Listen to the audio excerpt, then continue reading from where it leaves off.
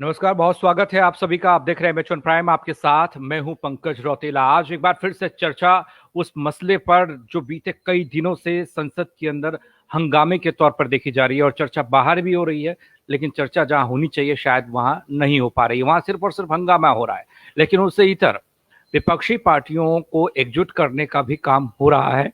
और बीड़ा उठाया राहुल गांधी ने जिस तरीके से ब्रेकफास्ट मीटिंग की और उसके जरिए ये समझा गया कि तमाम विपक्षी सांसदों को टिप्स दिए गए, उन्हें लामबंद किया गया, उन्हें कहा गया कि किस तरीके से आगे की लड़ाई लड़नी है, चाहे संसद के अंदर हो या फिर संसद के बाहर।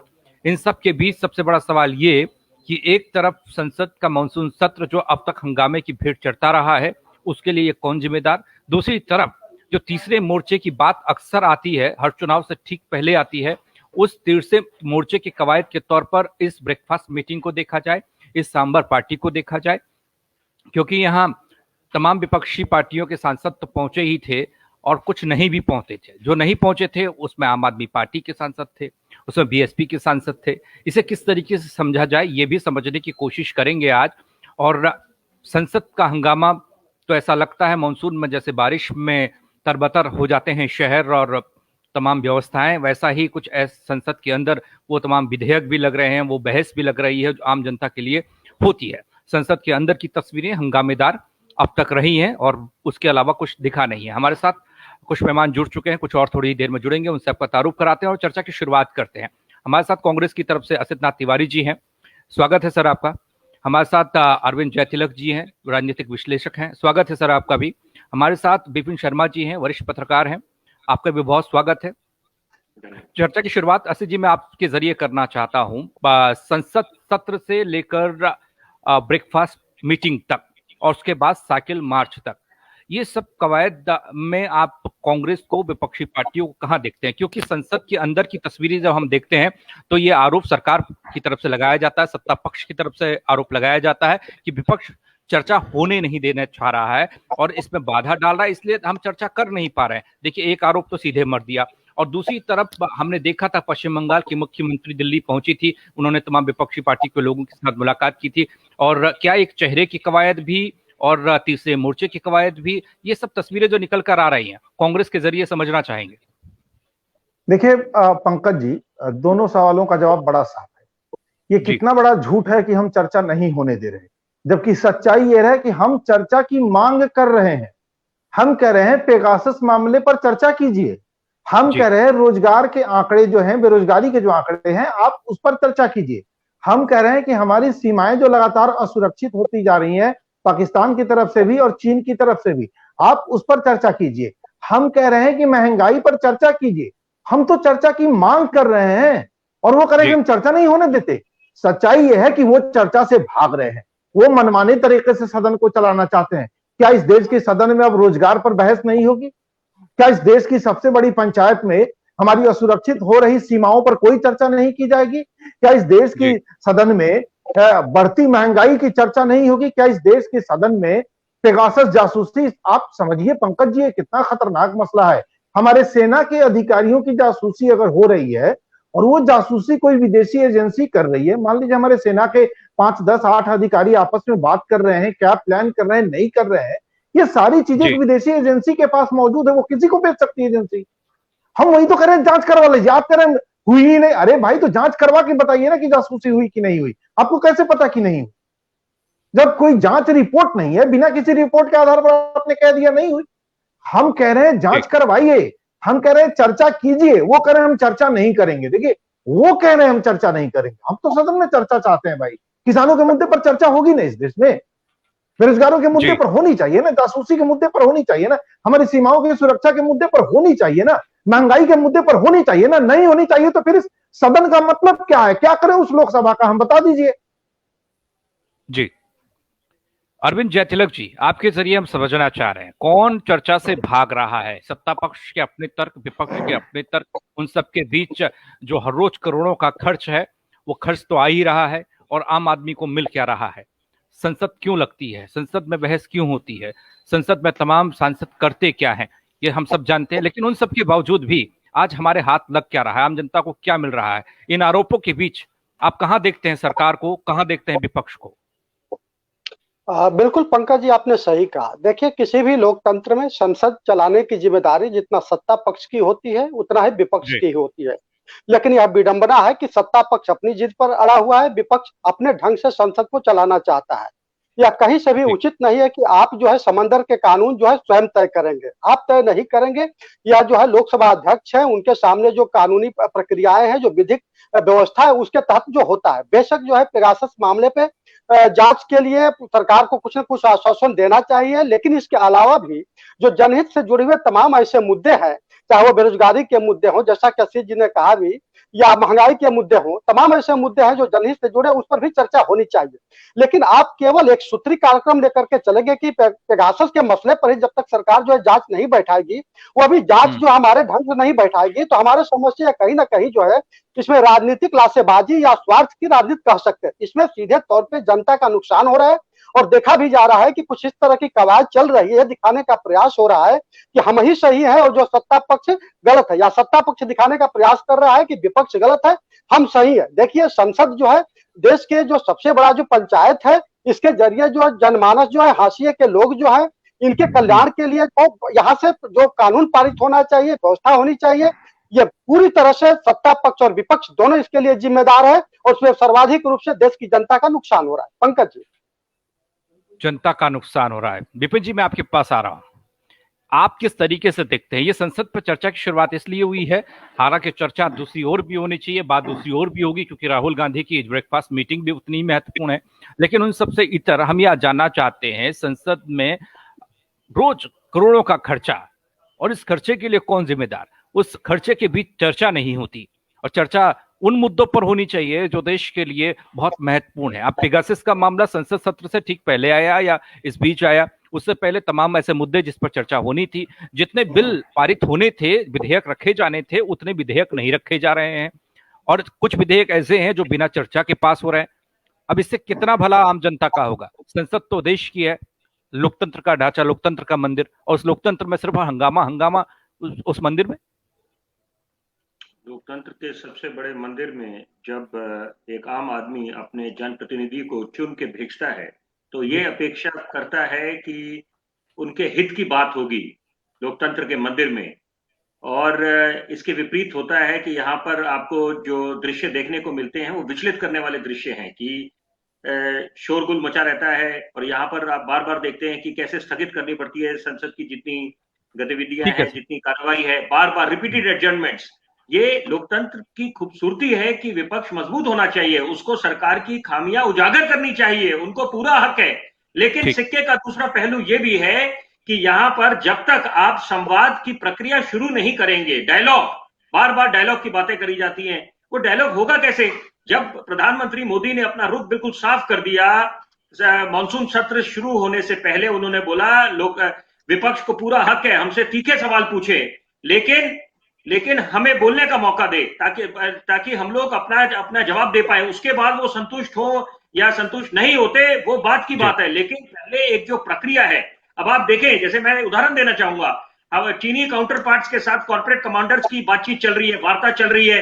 अभी भले ही उसको बोले निष्कर्ष कुछ निकला नहीं है, एलएसी पे अभी भी चुनौती बनी हुई है, और उसके साथ किसान भाइयों के साथ जो देश का अन्नदाता है उनके साथ भी वार्ता एक चल रही है, कितने दौर की वार्ता हो चुकी है। तो यहां पर डायलॉग प्रोसेस उसके साथ, देखिए इतने समय से बोलते थे कि आपने 370-35 को हटाया और आपने गुपकार के नेताओं के साथ बातचीत नहीं करी, और तो क्या आपका नारा था प्रधानमंत्री का, सबका साथ सबका विकास सबका विश्वास, तो विश्वास में क्यों नहीं लिया? यहां पर अच्छी पहल करी प्रधानमंत्री ने, जब गुपकार के नेताओं के साथ उनके साथ बैठक करी। वो अलग बात है, टाइमिंग की बात देखिए आपकी, जम्मू एयरबेस पे ड्रोन अटैक हो जाता है। तो यहां पर ये बातें समझनी पड़ेगी, मद्देनजर रखना पड़ेगा। ये देश हम सबका है, किसी ने सवाल नहीं उठाया कि देश प्रेमी है या देशभक्त है, लेकिन सवाल एक आम आदमी के दृष्टिकोण से उठता है कि यहाँ पर किसका नुकसान हो रहा है। जब आप देखते हैं कि लोकतंत्र के मंदिर में जब जो काम होना चाहिए, जिस तरीके से जो अपेक्षा करी जाती है, वो जब काम नहीं होता तो कितने करोड़ों रुपए का नुकसान होता है। तो इसकी जिम्मेदारी कौन लेगा? आप पेगासस पे जांच बिठाइए, आप सवाल पूछिए, लेकिन सिर्फ महज शोर मचाने से समाधान नहीं निकलने वाला। ये बात समझनी पड़ेगी सब। और इनके साथ देखिए अपेक्षा करी जाती है, शोर शराबे से समाधान निकलेगा, यही सवाल उठ रहा है पंकज जी सुनिए, लोकतंत्र में विरोध की सबसे बड़ी पंचायत सदन ही है। जी ये हम सब जानते हैं। कहां विरोध करेंगे? सदन में ही करेंगे। वो इस देश में सबसे बड़ी पंचायत है विरोध दर्ज कराने की। और हंगामा क्यों नहीं होना चाहिए, आप मुझे बता दीजिए। हम कह रहे हैं जासूसी की जांच कराइए, सरकार कह रही है हम नहीं करवाएंगे। इतना अड़ियल रवैया इससे पहले किसी सरकार का किसी ने देखा था क्या? कह रहे हैं अभी शर्मा जी की बात मैं सुन रहा था कि किसानों से डायलॉग चल रहा है। कितने साल चलाइएगा डायलॉग भाई? कितने किसान वहां मर गए, इनकी शहादत की कीमत कौन चुकाएगा? चलाते रहिए आप डायलॉग। मोदी जी के बाद मोदी जी की 4-5 नस्लें निकल जाए, आप कहिए डायलॉग हो रहा है। क्या डायलॉग हो रहा है भाई? कौन सी बातें हो रही हैं वहां? इतने साल किसान बैठेगा वहां? किसान मर रहे हैं ठंड में, गर्मी से, बीमारियों से वहां, और आप कह रहे हैं डायलॉग चल रहा है। कोई डायलॉग नहीं चल रहा है। कह रहे हैं कि भाई कानून तो नहीं हटेगा, बाकी बातें कर लो। किसान करे कानून हटाओ, वो करे कानून तो नहीं हटेगा, बाकी बातें कर लो। सर सुनिए, सर एक मिनट सर, मेरी बात सुन लीजिए, आप बोल लीजिएगा। किसानों की मांग है कि आप तीनों कानून हटाइए। ये क्या करें? कानून तो नहीं हटेगा, बाकी जो बातें कर रहे हैं, तो बाकी क्या बातें होनी है भैया वहां? आप मुझे बता दीजिए, बाकी कौन सी बातें? किसान तो करें कानून हटाइए, अब नहीं बाकी बातें कर लो। बाकी कौन सी बात वो कर रहे? उन्हें तो वही बात करनी है। ये डायलॉग का तरीका है क्या कि नहीं ये बात तो आपको नहीं करनी जो बात करने आप आए हैं, बाकी जो कर लो? ये ऐसे डायलॉग नहीं होता। सरकार डायलॉग ही नहीं चाहती, न विपक्ष के साथ, न किसानों के साथ, न बेरोजगारों के साथ। सरकार बातचीत नहीं चाहती। सदन में हंगामा होगा क्योंकि हम चाहते हैं महंगाई पर चर्चा हो। सरकार कह रही है उस पर चर्चा नहीं करेंगे। हम कह रहे हैं रोजगार के आंकड़े जारी कीजिए, सरकार कह रही है हम नहीं करेंगे। सदन किस काम के लिए है भाई? सदन सिर्फ इसलिए है कि प्रधानमंत्री की जो इच्छा हो सिर्फ उसी पर चर्चा की जाए। प्रधानमंत्री का जो मन हो उसके लिए बैठ के तालियां बजा ली जाए। क्या तरीका है? किस अधिनायकवाद का गुलाम आप होते जा रहे हैं? आपको अंदाजा है? एक आदमी जो चाहेगा उसके सामने सारे लोग घुटने टेक के खड़े रहे। इस अधिनायकवाद को कतई स्वीकार नहीं किया जाएगा और चर्चा तो उनको करनी पड़ेगी। ये जान ली थी। पेगासस जासूसी कांड की जांच भी होगी, लोग जेल भी जाएंगे। ये भी जानिए, महंगाई पर भी वो चर्चा करेंगे, बेरोजगारी पर भी वो चर्चा करेंगे। अहंकारियों का अहंकार कैसे तोड़ा जाता है ये कांग्रेस को पता है। जल्दी से जवाब दीजिएगा सर प्लीज। शर्मा जी देखिए, मैंने बात करी प्रायोरिटी की, प्राथमिकता की। प्राथमिकता किसको मिलनी चाहिए? समय की पुकार क्या है, समय की मांग क्या है कि क्या हमें कोरोना पे चर्चा नहीं करनी चाहिए? एक तरफ पहले हम तो चाह रहे हैं सब चर्चा हो। नहीं भाई साहब तिवारी जी, ये बात अच्छी नहीं, सार्थक चर्चा रहने देते। मैं आपके बीच में बोला, फिर मैं चुप हो गया। मैंने बोला आपका सम्मान करता हूं मैं, एक मिनट पहले विचार पहुंचने दीजिए मेरे। देखिए ऐसा है कि ये लोकतंत्र है, यहां पर सबको हक है अपने अपने विचार रखे अपने अपने अंदाज में। यहां पर प्राथमिकता किस चीज को मिलनी चाहिए? अगर कल मेरा इम्तिहान चल रहे हैं और कल मेरा ज्योग्राफी का पर्चा है और मैं फिजिक्स का पढ़ना शुरू कर दूं, तो ये कहां की समझ है? अभी प्राथमिकता आपको देखनी है कि कोरोना को देनी है आपने, कि कोरोना से कैसे देश को उभारना है। एक संकट, काले बादल सर पे मंडरा रहे, अभी तीसरी लहर की आशंका जताई जा रही है और पैनिक भी फैलाना नहीं है, लेकिन यहां पर सचेत रहना है। तो वहां पर क्या उस पर सार्थक चर्चा नहीं होनी चाहिए? अब डायलॉग का वो बात कर रहे हैं। दूसरी बात ये होती है, देखिए यहां पर बेशुमार मुद्दे हैं देश के सामने, और कुछ मामलों में ये बात निश्चित है कि यहां पर विपक्ष किस लिए है, विपक्ष की क्या भूमिका है कि सरकार अपनी मनमानी ना करे, उनकी खामियां उजागर करे, अगर कमियां है तो उनको गिनवाए और उनको आईना दिखाने का काम करे। लेकिन कुछ मामले, देखिए एक बहुत अहम बात बोलना चाहता हूं चर्चा में, कुछ बातें जो राष्ट्र हित की होती है, जनमानस से जुड़ी होती है, वहां पर कम से कम ये भी अपेक्षा करी जाती है कि सकारात्मक राजनीति हो। हर मामले में सियासी रोटियां सेके कोई भी। अरविंद जयतिलक, इस पे आप कोई टिप्पणी करना चाहेंगे?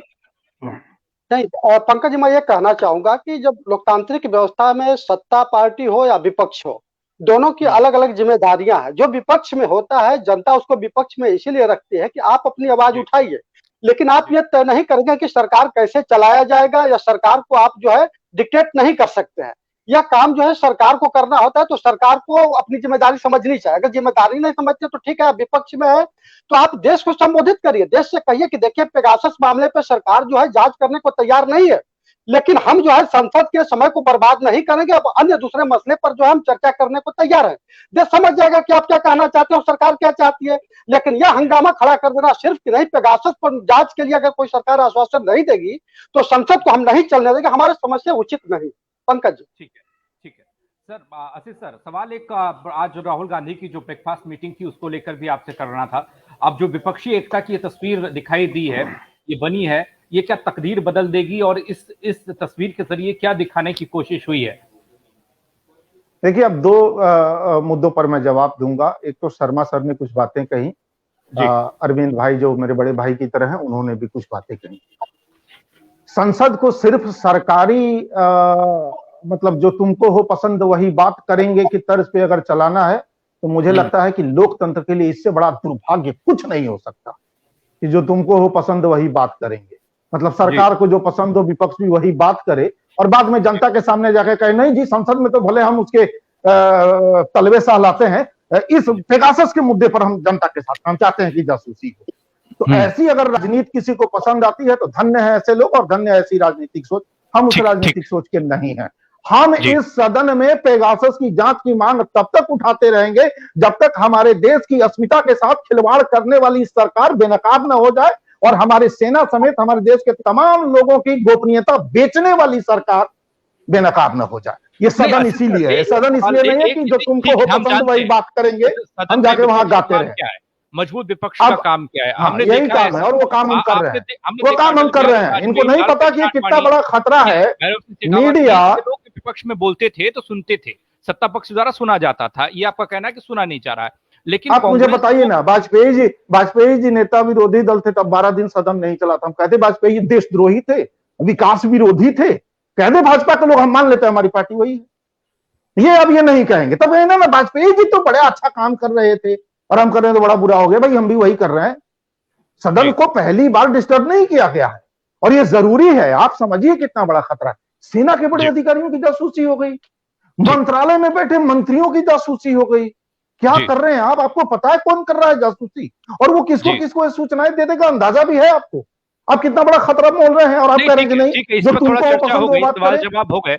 हम तो यही अब राहुल जी का जो राहुल जी वाला जो वो जो आज मीटिंग थी, ब्रेकफास्ट मीटिंग, इस पंकज जी नाश्ते के जरिए सत्ता का रास्ता तलाशा जा रहा है। विपक्षी नहीं पंकज जी देखिए वो क्या है ना, उसको जो तीसरे मोर्चे का जिक्र होता है, क्या उसको हम एक बार फिर देख पाएंगे?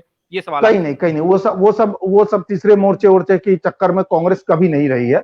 जब कोई भी तीसरा मोर्चा बना है वो कांग्रेस के खिलाफ ही बना है, तो हम तो उस चक्कर में नहीं रहते। ये क्या है ना, इसको समझिए। कुछ मुद्दे हैं जैसे किसानों के मुद्दे हैं, उसका किसानों के आंदोलन का समर्थन हम कर रहे हैं, तो हमारी तरह बाकी कई राजनीतिक दल हैं जो उसका समर्थन कर रहे हैं। बेरोजगारी के मुद्दे पर कई राजनीतिक दल हैं जो इस सरकार की नाकामी गिना रहे हैं और इस सरकार की नीतियों का विरोध कर रहे हैं। महंगाई के मुद्दे पर, सीमा की सुरक्षा के मुद्दे पर या पेगासस के मुद्दे पर तमाम अलग अलग राजनीतिक दल इस सरकार का विरोध कर रहे हैं, इसकी नीतियों का विरोध कर रहे हैं, लेकिन हम सब अलग अलग कर रहे हैं। इस जो आप बात कर रहे हैं ब्रेकफास्ट मीटिंग का, इसका मकसद यही था कि इन तमाम मुद्दों का जो हम अलग अलग विरोध कर रहे हैं, क्यों नहीं हम एक साथ इसका विरोध करें। ये कोई चुनावी मोर्चा नहीं बन रहा है, ये तत्काल ये हो रहा है कि भाई हम सब लोग तो इसका विरोध कर ही रहे हैं ना, तो आइए ना एक साथ आवाज उठाएं। बस ये काम हम कर रहे हैं, इससे अलग कुछ काम नहीं हो रहा है। ये कोई चुनावी तैयारी नहीं हो रही है। 2024 में भी काफी समय है और इस तरह से कोई गठबंधन बनता भी नहीं है। ये मौजूदा सत्र में कैसे हम जनता के बीच जाएं और बता सकें कि सरकार ने कैसे इस देश को बर्बाद किया है, सारे लोग कैसे जाएं, इसकी तैयारी है। जी विपिन शर्मा जी, आपसे एक सवाल यह है कि कांग्रेस को लेकर सवाल, सदन में हंगामे को लेकर सवाल, हम ये जानना चाहते हैं कि विपक्ष जिस तरीके का रवैया अभी सदन के अंदर अख्तियार किया हुआ है, उस रवैये से क्या हम ये समझें कि बहुत ज्यादा विपक्ष को फायदा होगा या फिर नुकसान? क्योंकि कोई सवाल तो पूछा जा नहीं रहा है, वो जनता के बीच में जा नहीं रहा कि विपक्ष सवाल क्या कर रहा है। बस ये बात हो रही है कि चर्चा नहीं होने दी जा रही है, नहीं हो पा रही है। विपक्ष की भूमिका को लेकर सवाल, विपक्ष के अस्तित्व को लेकर सवाल। देखिए यहाँ पर इस समय जैसे मैंने बोला कि चुनौतियों बेशुमार हैं यहाँ पर देश के सामने। जी। और अगर बशर्ते कि विपक्ष समझे कि यहाँ पर कैसे सरकार को घेरना है, और क्योंकि देखिए जब तक बातचीत नहीं होगी, आप डॉक्टर के पास भी जाते हैं, अपना दर्द उसको कैसे बताएंगे? वो डॉक्टर अंतर्यामी तो है नहीं कि वो समझेगा कि भाई आप कैसे, आपको क्या दर्द है, जब तक आप उसको इजहार नहीं करेंगे उस बात का। तो यहाँ पर सवाल ये उठता है कि कैसे उस पर चर्चा शुरू हो, सार्थक चर्चा हो। उसके बाद आपको बिल्कुल, आपने जो असीत जी ने बात बोली, हंगामा करने का हक, सबको अपना विरोध जताने का हक है यहाँ पर लोकतांत्रिक प्रक्रिया के तहत। लेकिन यहाँ पर एक बात समझनी पड़ेगी कि रणनीति में कि क्या रणनीति है विपक्ष के पास, कि केवल एक नारा है कि मोदी हटाओ और मोदी का विरोध करना। आपने नहीं हमने देखा 2019 में भी मैं उसी शर्मा बात जी, पे आ रहा हूँ। वक्त थोड़ा इस कम बात है। का ये ब्रेकफास्ट मैं मीटिंग के जरिए क्या मैं क्या उसी देखते हैं आप? क्या देखिए, मायने ऐसा देखते है हैं इस मीटिंग के? ब्रेकफास्ट मीटिंग का के पीछे मायने बिल्कुल साफ हैं कि कैसे विपक्ष एकजुट हो जाए, क्योंकि जी विपक्ष अभी तक उनके पास एक रणनीति नहीं है, पुख्ता रणनीति नहीं है। अगर हम जी कांग्रेस की बात करें, कांग्रेस का देखिए योगदान हिंदुस्तान की राजनीति में आप उसको कम नहीं समझ सकते। उनका योगदान उनके बहुत ही उनके जो नेता रहे हैं और उन्होंने अपनी एक अहम भूमिका निभाई है और स्वर्णिम ठीक इतिहास है। रहा है। अगर मैं दिल्ली राजधानी की बात करूं तो 1998 से लेकर 2013 का जो दौर था, जब दिल्ली की मुख्यमंत्री शीला दीक्षित थी, तो जो जी विकास के बिल्कुल। कार्य दिल्ली में हुए राजधानी, उसका श्रेय निश्चित बात है कांग्रेस को जाता है। लेकिन आत्ममंथन करने की कांग्रेस को भी आवश्यकता है कि इस समय जब विपक्ष की भूमिका में है, कितनी कितनी वो कारगर है, क्योंकि यहां पर ऐसे ना हो कि आम आदमी ठीक। पार्टी वो उनकी जगह ले ले। क्योंकि अभी जो सूरत हाल बने हुए हैं इस समय कि यहां पर आज आम आत्ममंथन आदमी करने की पार्टी आवश्यकता है, कांग्रेस को ब्रेकफास्ट भी मीटिंग में शामिल भी नहीं आईना हुई। देखने की। हाँ, उन्होंने तो वो तो आए नहीं ना, भाजपा वाले आए ना आम आदमी पार्टी। तो यहाँ पर इसके भी अलग अलग मायने निकलते हैं कि क्या कारण है, आम आदमी पार्टी ने क्यों किनारा ठीक है, करा ठीक है। और अरविंद बाकी जैन एनसीपी, जी, बिल्कुल, शिवसेना। ये सवाल होगा ज़रूर आने वाले वक़्त में। जयतिलक साहब आपके पास आ रहा हूँ। ये मायने खोजने की कोशिश, क्योंकि मैं आज की मीटिंग को नहीं देख रहा हूँ। मैंने वो दौर भी देखा जब पश्चिम बंगाल की मुख्यमंत्री आई, ममता बनर्जी, उन्होंने भी बातचीत की और ये कहा कि ऐसा लगा, खबर ऐसी तैरने लगी कि चेहरे की बात होने लगी है, तीसरे मोर्चे की बात अभी से शुरू होने लगी है, कौन किस तरीके से टक्कर देगा 2024 की रणनीति बनने लगी है। क्या इस पूरे मसले को जोड़कर देखा जा सकता है? इधर राहुल गांधी भी अब एक्शन मोड पर हैं, लेकिन क्या वो कनेक्शन भिड़ पाएगा सियासी दलों से? क्योंकि बार बार ऐसा होता है और चुनावी वक्त आते आते तमाम चीजें बदल जाती हैं। बिल्कुल पंकज जी, आप सही कह रहे हैं। देखिए, ब्रेकफास्ट मीटिंग के जरिए जो है सत्ता के डिनर तक पहुंचने की कवायद है। कांग्रेस के अंदर राहुल गांधी के नेतृत्व को लेकर के कहीं ना कहीं सवाल पिछले दिनों उठ खड़ा हुआ था। आपने देखा कि ग्रुप 23 के नेताओं ने, जिसमें बड़े नेता थे, गुलाम नबी आजाद थे, कपिल सिब्बल थे, आनंद शर्मा थे, जी पीजे कुरियन थे, भूपेंद्र हुड्डा थे, बिल्कुल तमाम लोगों ने उनकी स्वीकृति को लेकर के सवाल उठाया और दमदार नेतृत्व की मांग की। यानी इसका जी सीधा मतलब है कि कांग्रेस की रणनीति यह है कि विपक्षी दलों के बीच में अगर राहुल गांधी की थोड़ी बहुत भी स्वीकार्यता अगर स्थापित हो जाती है, तो कांग्रेस के अंदर से राहुल गांधी के खिलाफ आवाज उठने बंद हो जाएंगे। एक तो सबसे बड़ा चीज ये है। दूसरी महत्वपूर्ण चीज है कि कांग्रेस एक जो है बड़ी राष्ट्रीय पार्टी है, 3 राज्यों में उसकी अपनी सरकार है, 3 राज्यों में मिलीजुली सरकार है। स्वाभाविक रूप से बड़ी पार्टी होने के नाते ब्रेकफास्ट मीटिंग में जितने दलों को बुलाया जाएगा जाएंगे। चूंकि आम आदमी पार्टी इसलिए नहीं गई कि पंजाब में सीधा मुकाबला है, बसपा इसलिए नहीं गई कि उत्तर प्रदेश में दलित वोट खिसकने का खतरा है। तो कहीं ना कहीं जो है राहुल गांधी को जो है कांग्रेस के अंदर स्वीकार्यता के साथ साथ जो है जो आपने अभी कहा कि जो चेहरे की बात हो रही है, तो एक तरह से जो है उनको फ्रंट पर लाना है, ताकि यह ना कहा जाए कि केवल ममता बनर्जी या शरद पवार ही चेहरे हैं। राहुल गांधी सबसे बड़े चेहरे हैं कांग्रेस की रणनीति। पंकज जी, मैं एक बात असित जरूर जोड़ना तिवारी जी। चाहूंगा पंकज जी। जी जी एक जी जी, बड़ी जल्दी अहम जल्दी बात से। बोलना चाहता हूँ इस चर्चा में। देखिए कि जो रणनीति, मैंने क्यों उस पर तवज्जो दी, रणनीति में बदलाव लाने की आवश्यकता है। कि आपने देखा कि 2019 में भी गठबंधन, महागठबंधन का गठन हुआ, लेकिन उसके जी बाद क्या परिणाम आए वो सबके सामने है। वही हम्म, देखिए रणनीति भाजपा ने अपनाई, जो दूसरों ने गलती करी वही भाजपा ने गलती करी पश्चिम बंगाल ठीक में। पूरे दमखम से निकलकर ये लोग ममता दीदी के पीछे पड़ गए और क्या क्या इसके परिणाम निकला, आपके सामने प्रचंड बहुमत मिला ठीक है। ममता दीदी को। असित तिवारी तो जी, यही आप बात आपसे अगर अंतिम सवाल मेरा यही है, कंक्लूजन यही आप निकालिएगा कि आम आदमी पार्टी और बसपा, क्या जो अरविंद जयतिलक ने कहा वो बात इसमें सटीक बैठती है? और जो चेहरे की बात आ रही है सामने, उस चेहरे के तौर पर भी हम देखें कि सियासत अभी से उस ओर रुख ले रही है। और क्योंकि चुनाव से ठीक पहले ऐसा क्या हो जाता है कि पहले तो सब बोलते हैं कि हम भाई भाई हैं, हम दोस्त हैं, बगलगीर हैं, लेकिन चुनाव आते आते सब बिछड़ जाते हैं, अलग अलग रास्ते हो जाते हैं। देखिए पंकज जी, बहुजन समाज पार्टी अभी कंफ्यूजन में है। वो आप कभी कहीं नहीं देख रहे होंगे कि महंगाई के मुद्दे पर या सीमा की सुरक्षा के मुद्दे पर, बेरोजगारी के मुद्दे पर, पेगासस के मुद्दे पर वो सरकार के विरोध कहीं गई हो। वो उसका रवैया बड़ा ढुलमुल है इन तमाम मुद्दों पर। इसलिए बसपा को लेकर स्थिति स्पष्ट नहीं है। रही बात आम आदमी पार्टी की, आम आदमी पार्टी आरएसएस का ही एक पॉलिटिकल, आरएसएस की एक पॉलिटिकल टीम है। ये आप आज न मान रहे हो, लेकिन 10 साल बाद आप देख लीजिएगा ये पोल खुल जाएगी।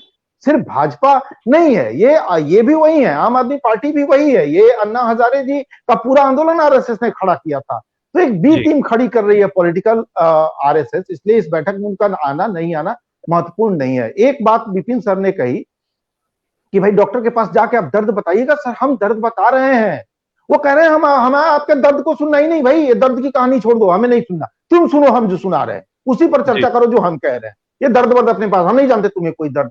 सर हम कैसे बात करें, आप बताइए। हम बता तो रहे हैं दर्द, वो करें तुम्हारे दर्द से लेना देना नहीं हमारा, हम नहीं जानते कोई दर्द वर्द, हम जो कह रहे हैं उस पर चर्चा करो। ये जो हठ धर्मिता आ गई है ना सर, ये खतरनाक है जमहूरियत के लिए, हम इसके लिए चिंतित हैं। चलिए, बहुत शुक्रिया आप सभी का हमारे साथ जुड़ने के लिए, आपने वक्त निकाला। उम्मीद ये करते हैं कि संसद के अंदर जनता के सरोकार से जुड़े सवाल उठाए जाएं, उन पर चर्चा हो और एक सकारात्मक चर्चा हो और आने वाले दिनों में उसका असर भी दिखे। आप सबका भी बहुत शुक्रिया हमारे साथ जुड़ने के लिए।